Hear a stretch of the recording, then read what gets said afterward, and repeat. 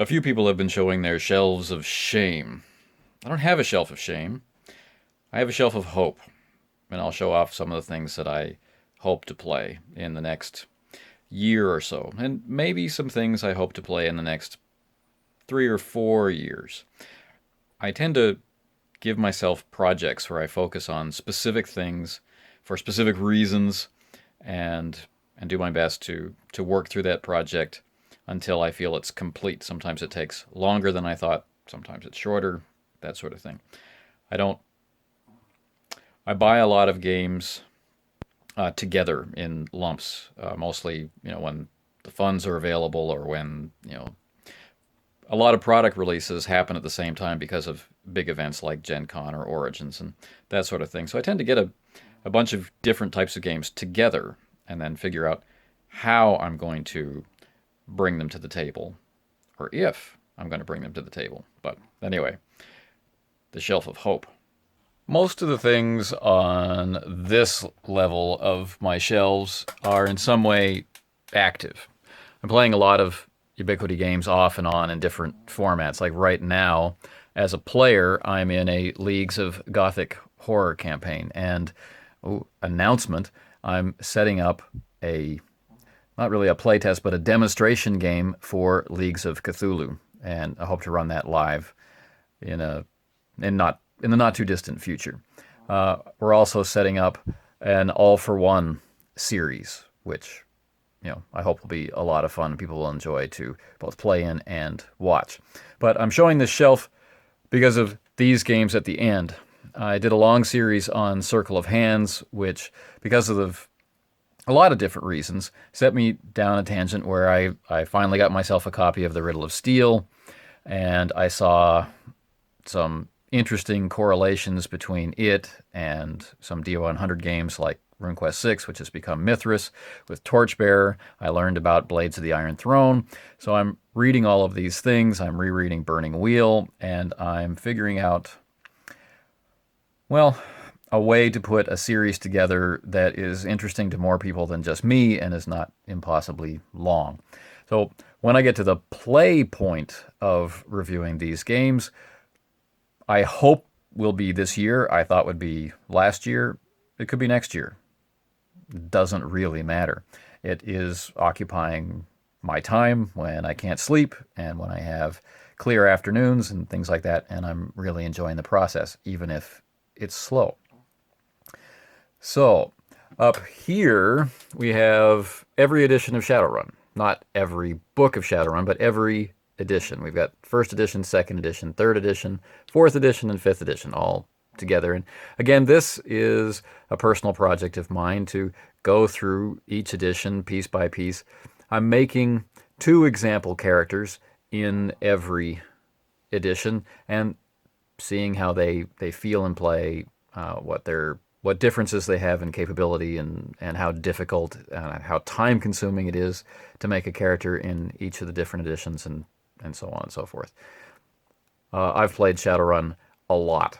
I haven't played 4th edition or 5th edition as a player or run them. I've prepped a lot of characters and done a limited amount with 3rd edition. I played 1st edition. I played 2nd edition a ton. So, this is a game that I've played. I look back on it with fondness. I like to see how the thing is developing. So this is both a tie to my past, like all this Palladium stuff here, and the Aberrant and Trinity games over here, and all of these White Wolf games, all of which saw a lot of use. Lots and lots of use. But this is maybe the foundation of a future project of some kind which hasn't really taken shape yet. Shadowrun's going to be with me for, the rest of my life. Now, next to them, you'll see Fate of the Norns, the Ragnarok version, and Continuum. Continuum is something that I'm going to get into with a great deal of attention after this project is complete, or if this project hits a wall, it will replace it. I think about Continuum and I read through Continuum quite often. So these are things that are active now. These are games that I'm playing now and research that I'm doing now. The shelf above it, of course, has a lot of D100 stuff. Actually, has a ton of D100 stuff in its different guises, and I'm using that likewise all the time. But this Fantasy Flight Games stuff, the Warhammer 3rd Edition, and Only War, and Rogue Trader, and Dark Heresy, and Black Crusade, and Deathwatch, am I really going to use all of these things? I don't know. I can't say. I have been working with this for a while now, and I reference Fantasy Flight Games Star Wars, and I reference this with these other games to see what exactly it is that goes into making these games and how they work the way that they do, the things they include, the things they leave out. This game, Unhallowed Metropolis, has been sitting on the shelves for a very, very long time. I read it, I like it, I think about running it, and I'm not ready yet. And I don't mean that it's hard to play. I mean that it has the same sort of feel to me like the old World of Darkness games. I ran a very, very long and complicated World of Darkness campaign for 6 years, which I then did spin-off campaigns for once I got to Korea. And it occupied many, many, many years of my life. And when I think about going back to GMing, that sort of thing, unless we're talking about limited runs of Wraith, then I tend to think, I would rather do something else instead. But I know, because this is a fundamental part of my character, that the mood to play in this kind of setting again will come back, and this will be one of the first games that I want to do that in. Another game that's been sitting on the shelf for ages and ages and hasn't really been played to my satisfaction is here. It's very hard to see this book. This has appeared in quite a few videos over the years. This is Brass and Steel. I really, really like this game. It's really simple. There's a variety of different ways to play it, including a LARP. I just haven't had a group come together to play it long term where the schedules have worked. It's just been interfered with by scheduling. So, that's a thing. Broken Rooms, I got to play in email. I want to get it to the table with a group, and I want to get it to the table with a group who's not afraid of it. Broken Rooms is a very, very strong game. It has a lot of powerful themes. It has a lot of ugliness in it, which you're expected to challenge as a player, and not everybody is really up to that task. And it can be surprising in its darkness and surprising in its turns of hope. So this is an underappreciated game. I'm very, very glad I get to play it. I get to play it with some very cool people, and I'd like to get it on the table, like out of the play-by-post or play-by-forum format to really see it shine. Of course, we're not ignoring Blue Planet, which is sitting here. I tried to get a game together with Sameoldji not too long ago, and the scheduling of it has fallen through, but I haven't given up on the game. I've got to get some other projects out of the way first, and then I'm just going to start pestering him all the time. He's in player mode right now. I totally respect that, and I definitely want him as a player, and I want to run the game, so we'll sort that out. Edge of the Empire, Force and Destiny, Age of Rebellion, I'm running this all the time. And I have a long history with MechWarrior, and I have a whole bunch of different campaign ideas going on.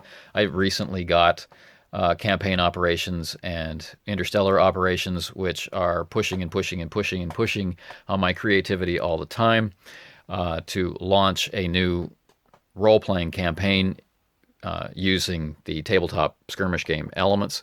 So, 2-3 years from now, or who knows, maybe next week, that'll start. It's hard to say.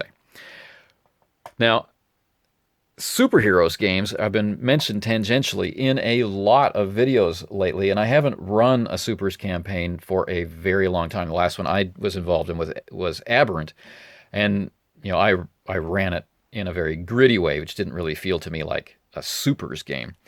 And I've recently got Living Legends, and I've finally got a copy of Villains and Vigilantes, which I played long, long, long ago, and I've kickstarted the new version of Villains and Vigilantes. So that's on my mind. I've started to become curious about Champions again. Heaven help me. And Heroes Unlimited is always here, always waiting. I had some great campaigns of Heroes Unlimited in the past, and I'd like to recapture magic.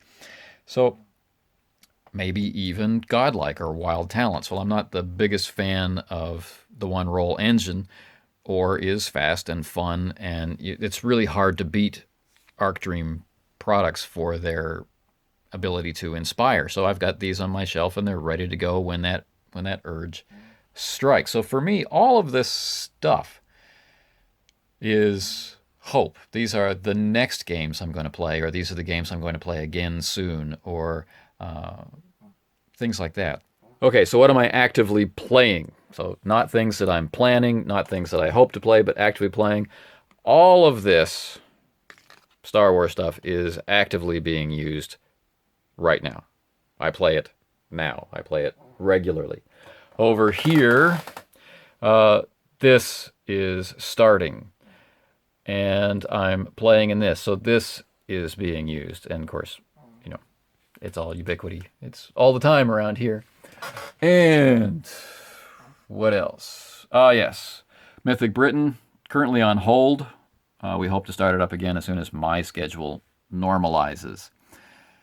And that also includes, semi-frequent inclusions of Luther Arkwright. So those are being played. So yeah, there's a ton of games on these shelves, and I'm currently playing 3, I guess.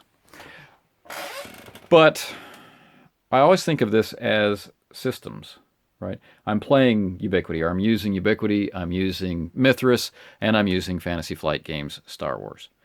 I've got 3 systems, 3 completely different systems going and enjoying it. And at any time, the other plans that are cooking all the time could start up a new game. I have a campaign ready to go when my schedule clears for this right now. So it's not actively being played, but it's actively being prepped with players in mind. This is being prepped. And I've got a couple of other D100 things kind of bubbling right now, which involve play tests and writing.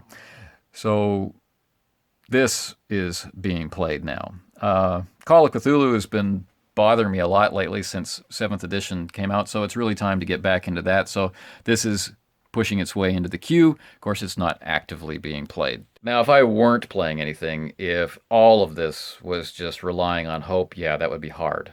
I would be pretty active in trying to find players any way that I could. I'd be going on to G Plus and looking at the different communities that exist for finding Hangouts players.